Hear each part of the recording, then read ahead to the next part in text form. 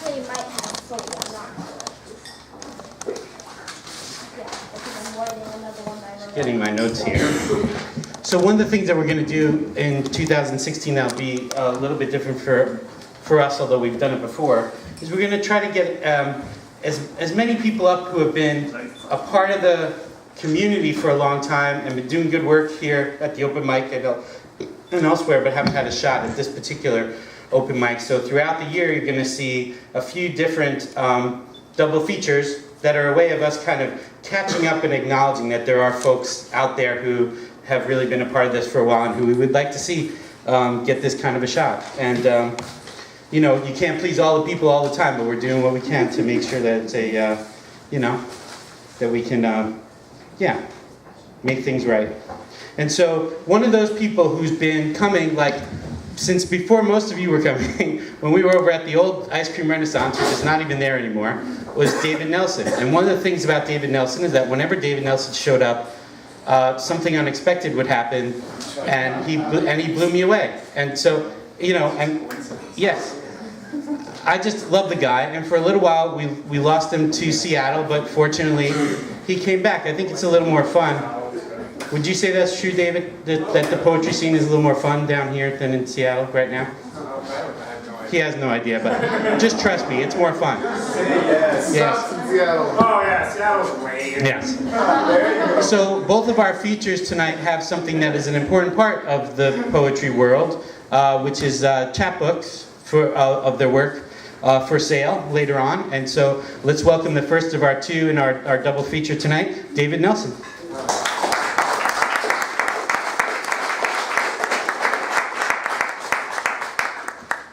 Thank you.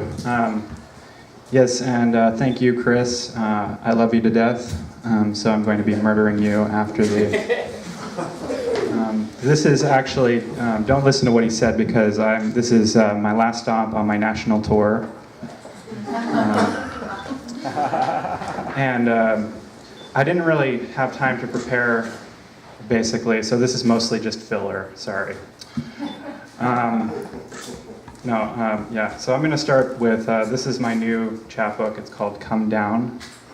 So I'm going to read a few poems from that first.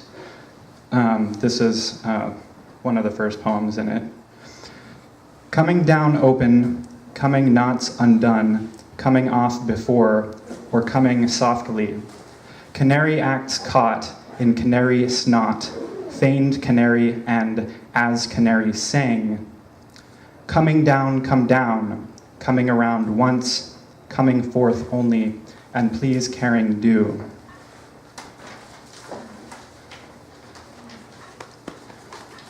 And this one is okay. It's called it's called Wisdom Nonsense.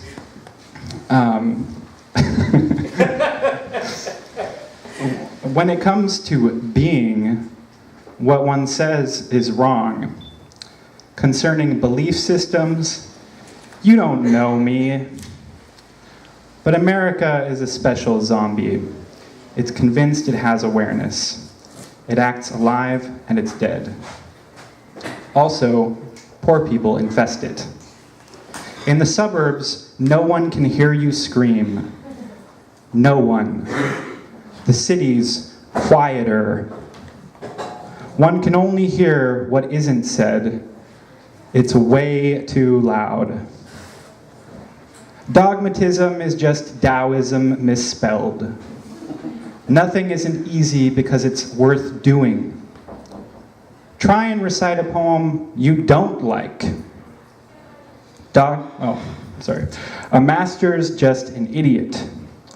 Poetry's a waste of money.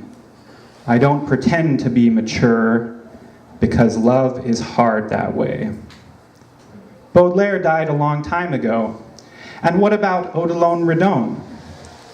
Jacob wrestling with the angel. Sentences could all be gerunds. Look out for wolves in sheep's clothing. Look out for clothing in sheep's wolves.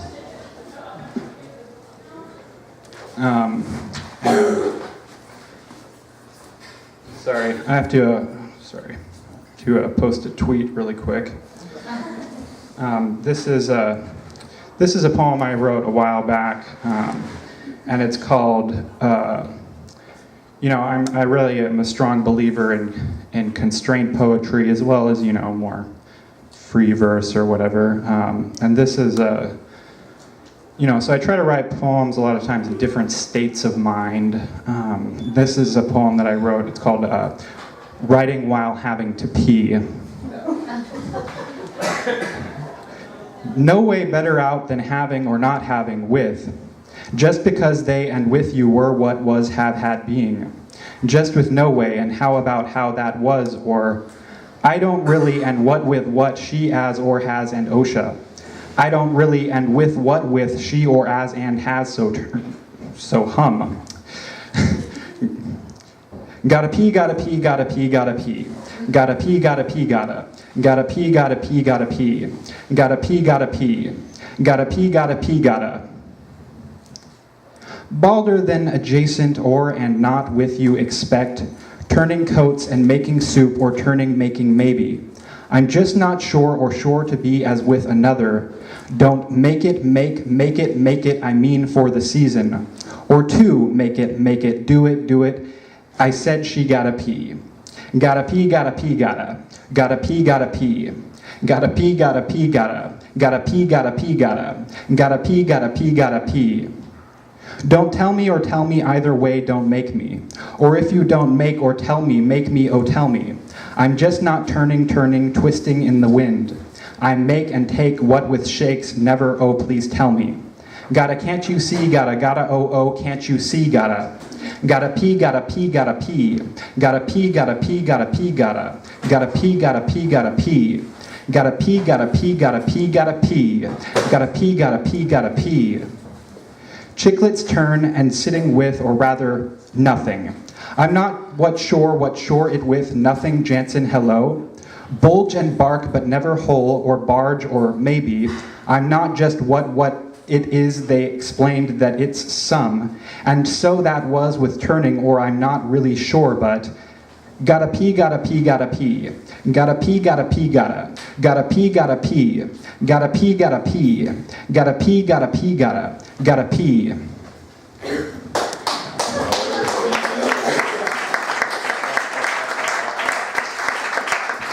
Now, some of you might have heard of Raymond Queneau's 100,000 billion sonnets. Anyone?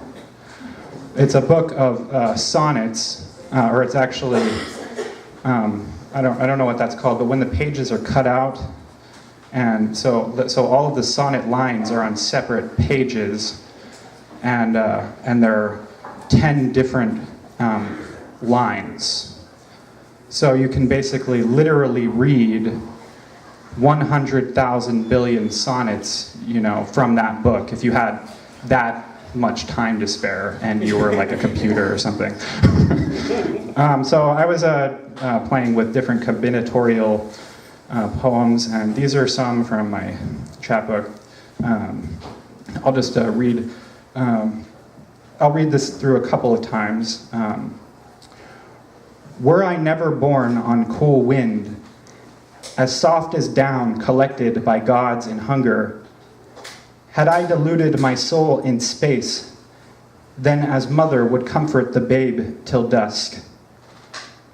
Was I ever born from cool springs, as if as warmth collected for gods who hunger? Hadn't I deluded my soul in space, then but mother would comfort the babe with dusk.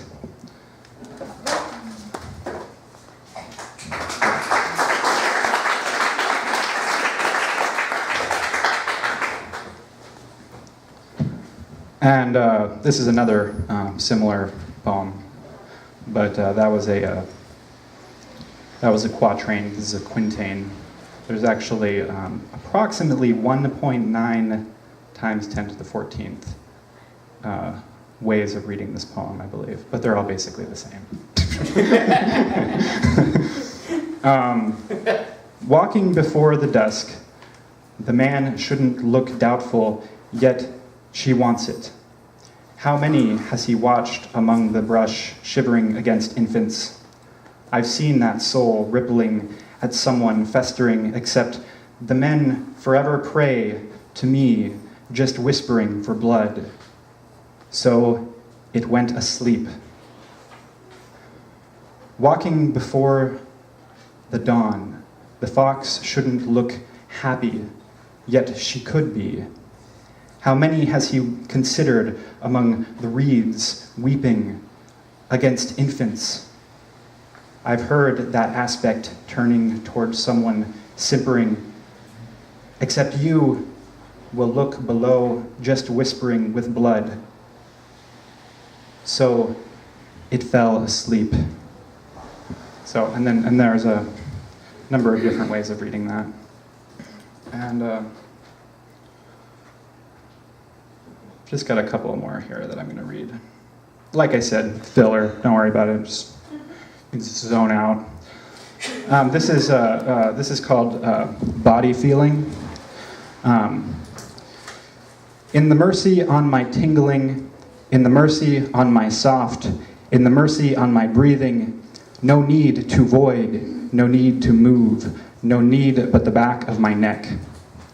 In the mercy of the back of my head, in the mercy of scintillation, in the mercy of reds, in the mercy of pulsing vision, in the mercy of mercy, in the mercy of warmth, in the mercy of my fingers, in the mercy of belly, in the mercy of emptiness, in the mercy of the rain, falling down, and falling gently on the soul, in the mercy of my gentle gentleness, in the mercy of air, in the mercy of room, in the mercy of evening, in the mercy on the heart, in the mercy of a gust, a ghost's breath, in the mercy of a lovely unbreathed breath, in the mercy of a view on obscurity, in the bright mercy of obscurity, in the mercy of a kind God, in the mercy of a minuscule God, in the mercy of a plural God, in the mercy on a devious God, a God with eyes gouged out, a God with soft, mushy eyes, a God with muddy well springs, a God in whom one may only be drunk, in the mercy of being salivated, in the mercy of saliva, in the mercy of swallowing without a care, in the mercy of swallowing without, in the mercy of swallowing, in the mercy of swallows, in the mercy of swallows, in the mercy of swallows, in the mercy of swallows, in the mercy on a little mouse, in the mercy on a limb or wing, in the mercy on down, and down, and down, and down, high definition, liquid crystal, LCD, in the mercy on swallow, in the mercy of filaments, in the mercy of fluids, in the mercy of fog. And now I just got some stupid crap, whatever. These are some excuse me, are these loons? Oh yeah, they are loons, okay. Loons, it's a bunch of loons that I did the other day. And they're all kind of themed around poop dogs, basically. Well, they're really themed around poop dogs. And a loon, for those of you who don't know, it's kind of an American form based loosely off of the haiku, which is, and a haiku, of course, 575. A loon is 535, and it's not, the themes of loons are not really constrained, although, well, anyway, poop dogs. Okay. So, when dogs poop, they are poop dogs. But poop dogs are happy. Did you all catch that? Happy. Okay. Poop. Don't laugh at me.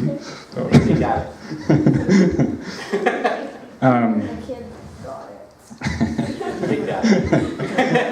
This right on is top of that one. this is sorry, and NC-17 right here. Poop dogs everywhere. On the streets, a dog poops in mud. Summer afternoons reveal poop on poop dog alleys. A poop dog lowers its rear end.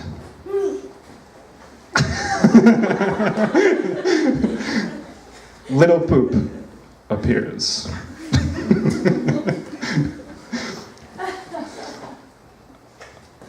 And this is my final poem for the entire night. My final poem. Under the boardwalk, the poop dogs gather, all pooping.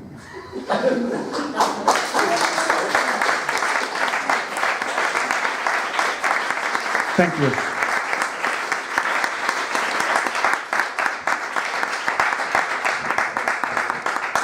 They don't sling poop like that in Seattle, that's all I have to say.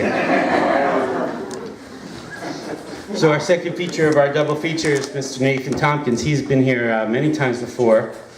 I'm going to read some of his bio because it's fun. Nathan Tompkins was forced upon this unsuspecting world in a small town hospital in North Idaho. There he spent his early years until they kicked him out for his unruly behavior. So he went on to terrorize the West Coast. In order to keep his mischievous imagination occupied, his mother taught him to read and gave to him a love of the written word, including poetry. By age 9, she had introduced him to Noyes, Poe, Frost, Coleridge, Dickinson, and many others. In his freshman year of high school, he began writing poetry. From then on, he was screwed. Since then, he has gone on to empty venues throughout Oregon and Washington. His writings have been featured in many publications, including, I think we're going to have a group session after this for the two of you guys. His writings have been featured in many publications, including NonBinary Review, Yellow Chair Review, and Crab Fat Magazine, and he's the author of 4 chapbooks. I believe they're all here for sale tonight. Please welcome Nathan Tompkins.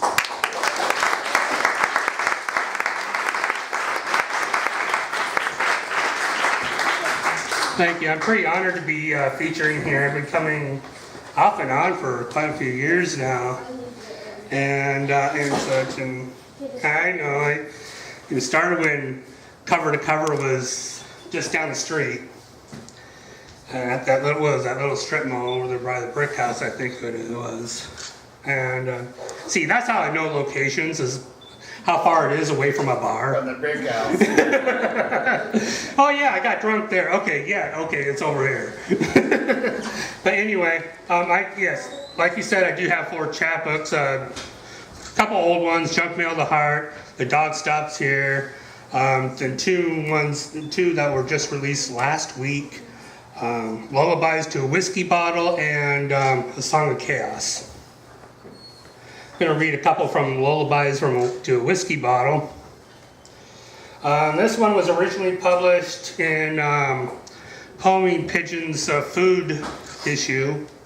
And in fact, Lori Loringer also had a poem in there, that issue. And it was published by, was it Poetry Box? Yeah. Anyway, it's called Sin Eating. Tonight, dine on sin season huckleberry pie. Fresh whipped cream, lust on top, melt into the hot wrath crust, absorb past regrets, hurts into the blood, into the skin. Raise my right hand to her cheek, catch envy-infused tears in a silver thimble, drink mixed with a purple moon Shiraz poured in an oak glass. The fork slices through the flaked layers of lightly burnt golden crust. North Idaho huckleberries, freshly picked with pride. Lift a bite to the mouth, taste the gluttony. Chew, swallow, take another greedy bite.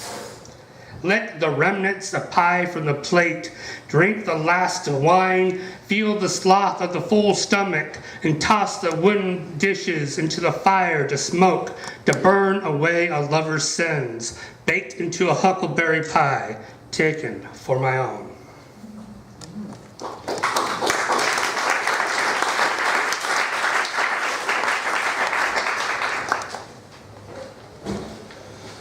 This is called Pick Up the Pieces. It lays in scattered pieces on the floor. Bits of torn muscle, splattered clots of blood, cut out from the chest cavity, unsung teardrops fill the space the heart used to be. Bend down, pick up the pieces and stuff them in a clear Ziploc freezer bag. Wash them with whiskey, clean the blood, a pain of the same old shit. Sew the pieces back together like some Frankenstein jigsaw puzzle with canvas needles and copper wire, jagged zigzags across the surface, and place it back beneath my ribs. Each white hair is a fragmented scar, self-inflicted by a razor's kiss upon the heart pump's fragile skin. It's not pretty. But then, I never was.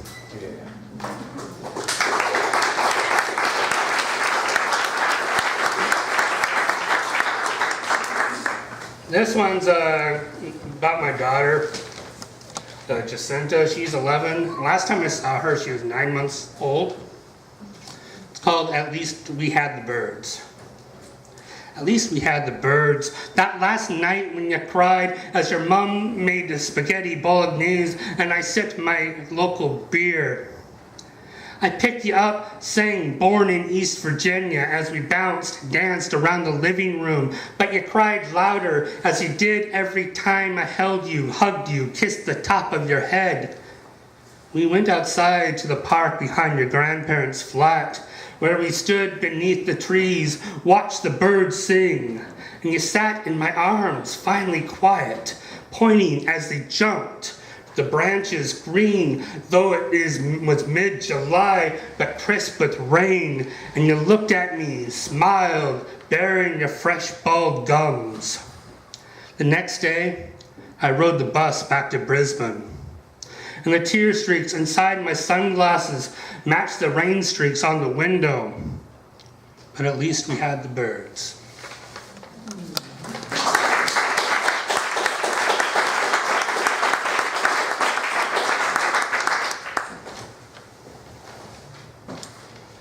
All right, this is called Patient Zero.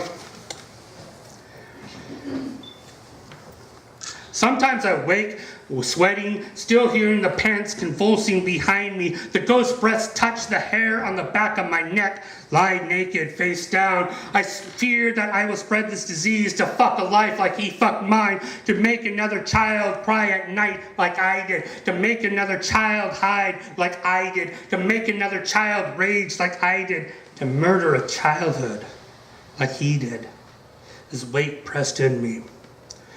When the nieces and nephews wanted to sit back on my knee as we leaned back in the easy chair, watch Disney cartoons dancing on the TV, I'd love to. But the paranoia of others' perceptions, yeah, sure, but not too long. Hot grunts on the skin. Or my reluctance in changing my daughter's nappy. I just take it off, wipe the tissue once or twice. Don't touch your skin with mine, not even by accident. Put a fresh one on. Quick now, but don't look! I know I can never do what was done to me. But I still wake up sometimes, sweating, hearing them, petrified that I am infected with this pedo disease, dirty, filthy pervert. That's Patient Zero.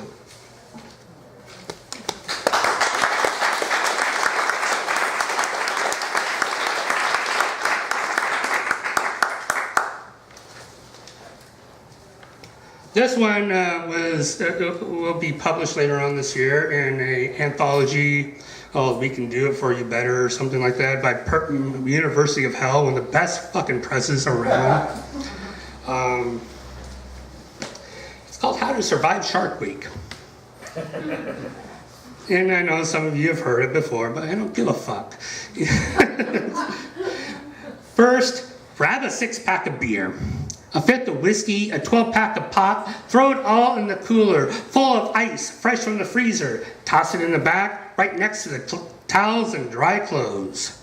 Second, get your friends, pile in the rig, drive down to the South Jetty where the iron bones of the Peter Iredale lie half buried in the sand. Third, jump out, Grab the icebox, stagger it down the salted dune near the ocean whose white foam tongues lick your feet as you walk the line between land and sea. Fourth, find a driftwood log whose sun-dried surface is lined with ancient worm tunnels. Set the cooler down, open the lid, drink a beer, some whiskey-fied pop, get drunk, laugh as you feel the sand slide between your suntan toes. Fifth, dress down to your swimmers. Run to the water, cooling from the sun as you dive into the waves. Feel their power push against your skin back to the shore. And lastly, when you see that great white's fin slice across the surface, its nose tip a torpedo aimed for your leg, hope you're not the slowest one in your group.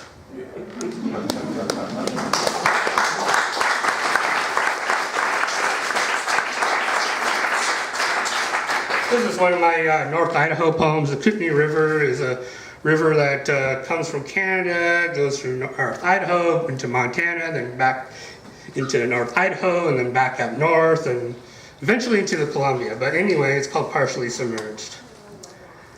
I watch dust and debris float on the Kootenai's current as I sit on the flat-topped boulder at the river's stone threshold, feet bathing just below her snow-packed chilled surface. I'm partially submerged in a pint bottle of Jameson's to hold back August raindrops drifting from Canadian Rockies to the fatigued rims of my whiskey eyes. But tears are ambrosial liqueurs meant only to be drunk by gods on a Friday night bender.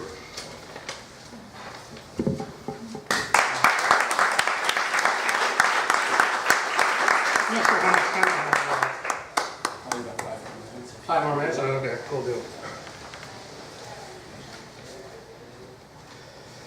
The events here happened a few years ago. Through the years, I've known many people who went down the wrong road. Many of them some of them I was related to.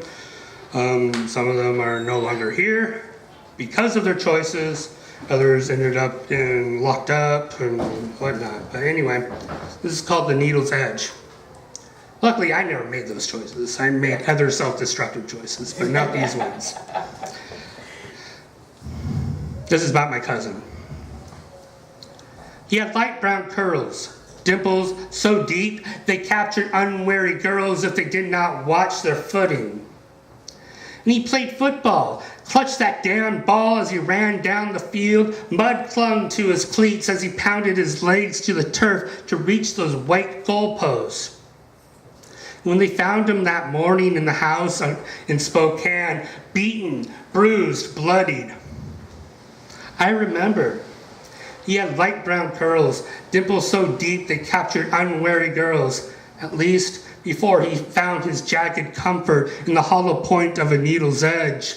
And when I saw his mom that Christmas, I held her as she quaked in my arms. I held her as her tears dampened my shirt, and then we separated. I watched her wipe her red eyes with the white Kleenex. In the end, the cops didn't do a fucking thing. In the end, they disregarded the bruises on his face, on his body, on his brain. They claimed the blood splatter on the wall was from shoving poison into his withered veins. So his murder was ruled an overdose. He was just another dead needle freak, and who cares if one heroin addict kills another? But you know, someone always does.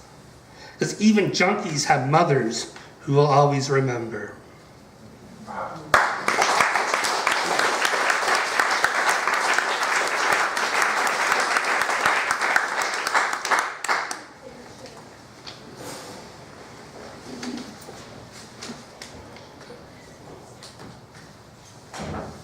We got three more here. This is called Waldo on the Log. Several years ago, well, shit, more like, 16, almost 17 goddamn years ago, the ship ran aground in Coos Bay, Oregon. It was carrying wood chips, and she was leaking oil, bunker sea oil, which is very thick so when it gets cold, it just kind of sinks. But some of it went ashore, and I was down there cleaning it out. Called Waldo on a Log. This is about a guy who is like the boss, and I hated that fucker. He looked like Where's Waldo, you know, and everything. Anyway, he was an idiot. I almost watched him get carried out to sea too because he was a moron. I would have laughed if that happened. But anyway, heads down, asses up, screams the beach boss as we shoved more oil-stained sand into the plastic bags. His Where's Waldo beanie ball bounces while he shakes his head in the ocean breeze. It shoves his stamped, frigid fingers up the beach. He sits on a driftwood log, heads down, asses up indeed. My Tyvek suit peeks through the ragged split seams of my yellow disposable rain gear splattered with bunker seed. And we stop for a breather. I grab my shovel and empty bags, walk up the beach to the sandgrass beds that line the shore, and I drop my things and reach into the pocket for my tobacco pouch full of ballyshag and roll myself a fag and light it up. As I stand there smoking, I look up at the coasty chopper that hovers over the bow section of the wrecked new Carissa and watch the balls of jelly napalm fire dribble from the hose. Drip, drip, drip. As it falls into the once full tanks of oil, the oil that now sits under the Pacific or is scattered along the shoreline, it reminds me of smoking grass as I burned rubbish in a rusted iron barrel. The plastic bags would burn, liquefy, drip over the side into the dirt or further down into the angry red ash embers of the trash pyre. Hey, you, get your ass back to work. No fucking smoking on the beach. Waldo yells at me as he sucks on the butt, chugs filtered Marlboro Light 100 nicotine smoke into his lazy lungs as he sits there on the half-rotten log. When he isn't looking, I flip him off, grab my gear, get back to work, and watch the napalm. Drip, drip, drip.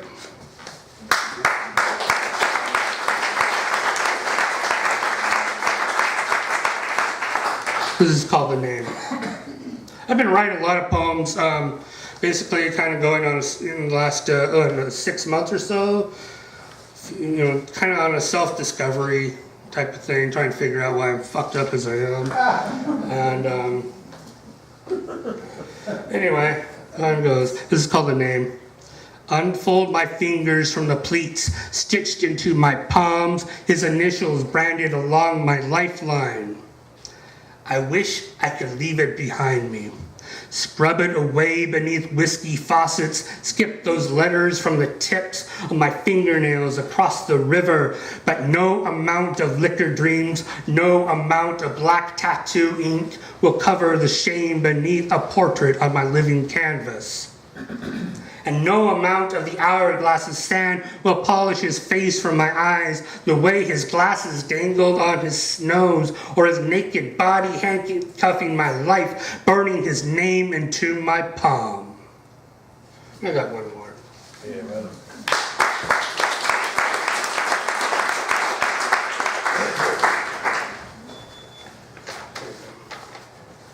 This is this is based on, of course, Dante's Inferno, my version of hell.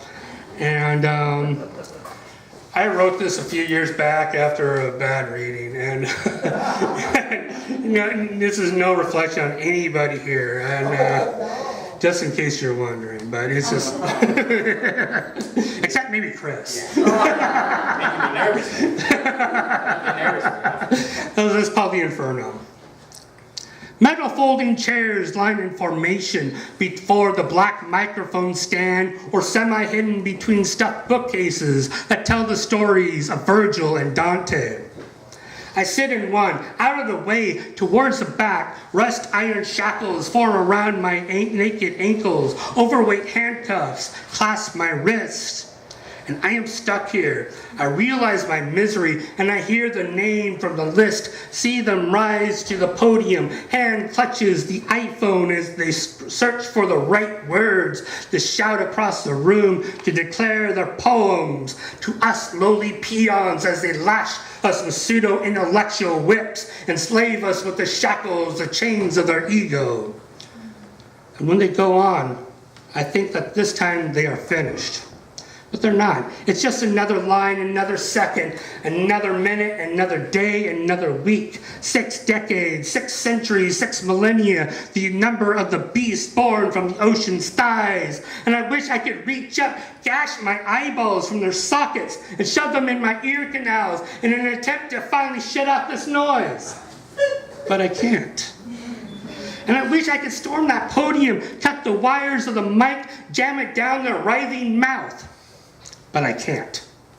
And I wish I could rise from the sheet metal chair and bash it over my thick skull until I am unconscious. But I can't. No, I am stuck here, listening to their voice, and each paragraph, each sentence, each line, each word, each syllable is a torment, an agony thrust upon my poor withered brain for all my sins. And I look through the glass and aluminum gates through which I entered, abandoning all hope.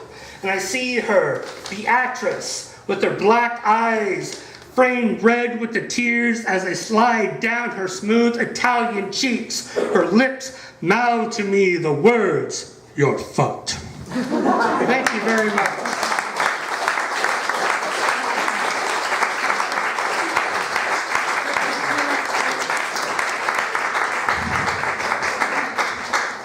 I bet you think that poem was about you, don't you? Let's hear it again for David and Nathan. That was fun.